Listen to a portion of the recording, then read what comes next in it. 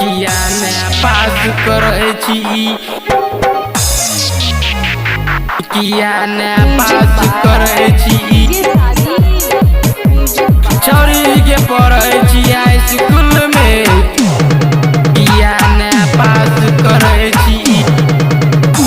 छौरी के पढ़े छी स्कूल में, किया नया पास करे छी।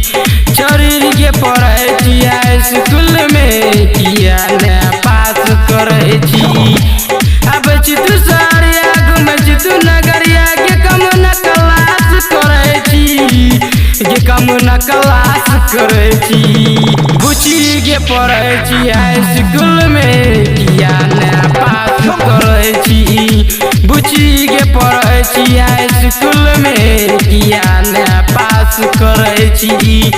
अब तू सारिया घूमे तू नगरिया के कम न क्लास करे छी, के कम न क्लास करे छी। छौरी के पढ़े छी स्कूल में, किया नया पास करे छी। बुची के पढ़े छी स्कूल में, किया नया पास करे छी।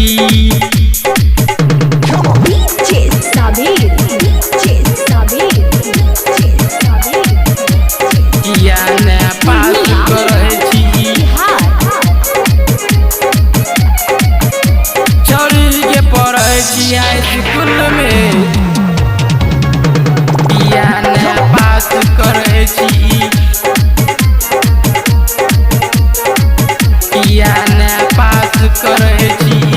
लागे छै तू स्कूल में छौरी, चल लेटर गे हिंदी संस्कृत में तो बायोलॉजी पढ़े छी। कोचिंग में गे पापा के तू इज्जत, भाई के तू बेइज्जत, के सब कुछ लीलाम करे छी, के सब कुछ लीलाम करे छी। छौरी के पढ़े छी स्कूल में, किया नया पास करे छी। बुची के पढ़े छी स्कूल में, किया नया पास करे छी। किया नया पास करे छी। छौरी के पढ़े छी स्कूल में, किया नया पास करे छी। किया नया पास करे छी।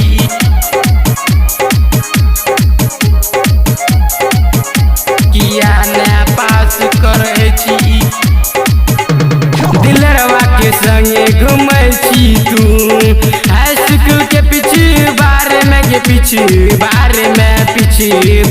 में राइटर विधि सौरभ रंगीला कर चौतर खिलाफ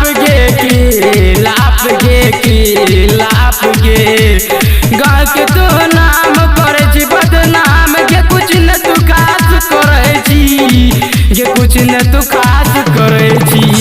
छौरी के पढ़े छी स्कूल में, किया नया पास करे छी। बुची के पढ़े छी स्कूल में, किया नया पास करे छी। अब तू सारिया घूमे तू नगरिया के कम न क्लास करे छी, के कम न क्लास करे छी। बुची के पढ़े छी स्कूल में, किया नया पास करे छी। छौरी के पढ़े छी स्कूल में, किया नया पास करे छी। किया नया पास करे छी।